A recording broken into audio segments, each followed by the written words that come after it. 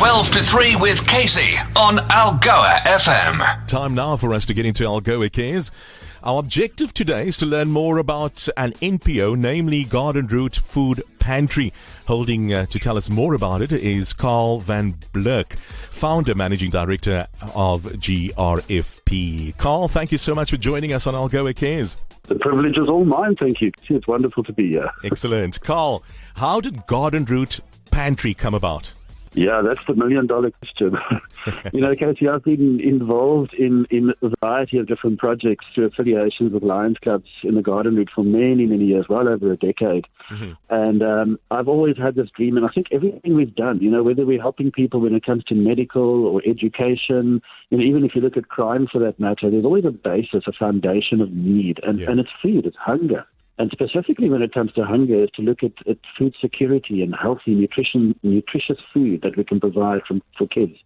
So out of that was born the Garden Root Food Pantry. I think COVID is kind of what sparked it. It's been sitting in the back of my mind for many, many years, but the opportunity came up now. And so, beginning of this year, it was born. Carl, what is your primary course of action to fight malnutrition in your area, in George? There are two different ways to look at hunger, and there's hunger relief and there's food relief and food security, and we've got to do both. But food security is ultimately our goal. Food relief is helping people right now. People are hungry. The Garden Route, and I know it's all over the country, but we focus in Garden Route. People are starving. Kids are dying, literally are dying. Wow. So we've got to do that. But our primary focus is in fact looking at food that fights against malnutrition.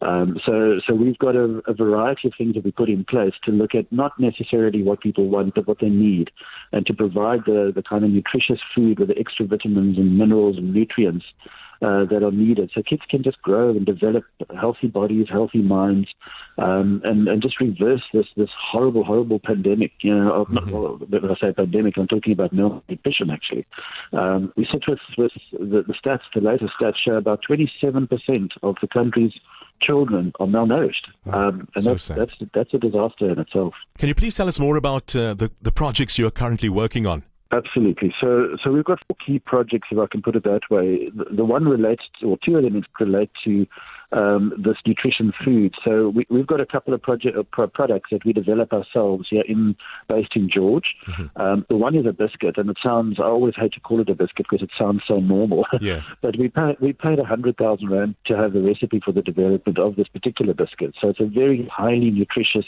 what we call fortified biscuit. Some of the product that we put into it is in fact imported from overseas. So if we can get these biscuits out of kids, we start to address the shortages that they have on a day-to-day basis. Mm-hmm. So we've got all the equipment in the Garden Root Pantry to bake these biscuits and to get them out in mass production. So that's the one project. Then we've got another exciting project. It's actually a project that we do with a company in Joburg called the Acorn Foundation, and they have a relationship with Amway International. So many people are familiar with the International Amway, who produce a micronutrient. It's called Little Bits.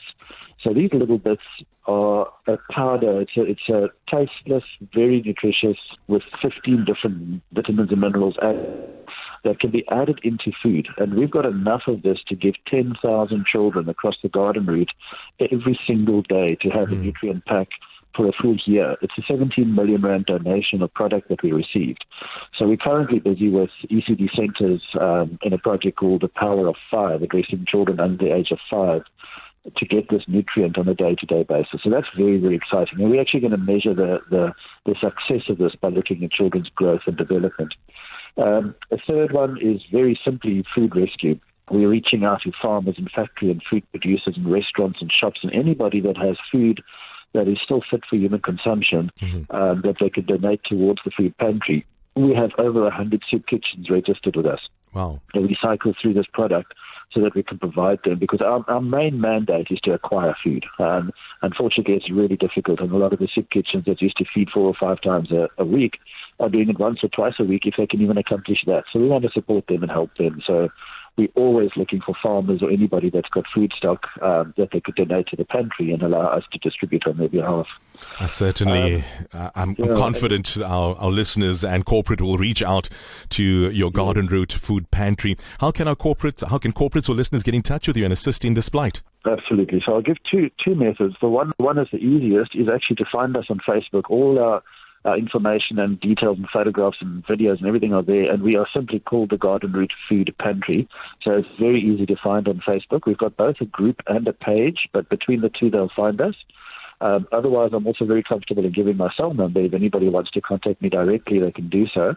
My number is 082-826-0731.